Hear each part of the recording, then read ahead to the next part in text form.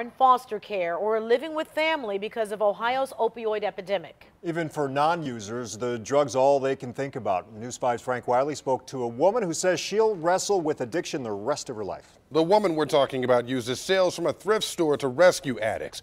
She told me she wants to break the cycle, starting with her grandson. But every day, the lure of the streets is never far.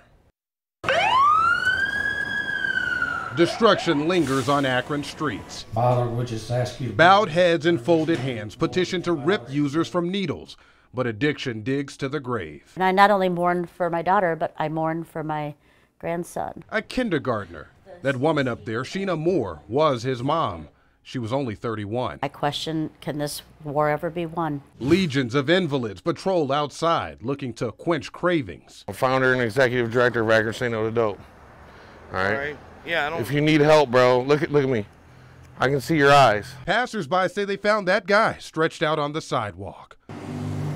The same path leads opioid abusers to Brenda Ryan. The government doesn't know what to do with this epidemic. How do we know what to do with this epidemic? She and her partners at Akron Say No to Dope keep Narcan, an overdose elixir, handy. They know full well resurrection can mean another shot at death. and it took them 13 Narcan to bring him back. Garner Strain's son is still using. There's a lot of grandparents doing it right now, raising their grandchildren because of this addiction. Orphans of the struggle. In my grandson's classroom, I think there's three other kids in there that are being raised by their grandparents. Brenda became their company in misery. She knew last June when police knocked at her door, nothing would ever be the same. I didn't know I was going to have to do this. I was never prepared for this. My husband retired a year ago. Now Brenda and her grandson's fraternal grandpa, co-parent. It was like him and I were married, had this child together, got divorced, and we're raising this child together now. Ironically, a former dealer helps take away her pain. He walks the streets looking to atone through rescue. I went to prison and lost I lost everything. Tug Massa told me dealing hooked him to money and power. Since I was 9 years old.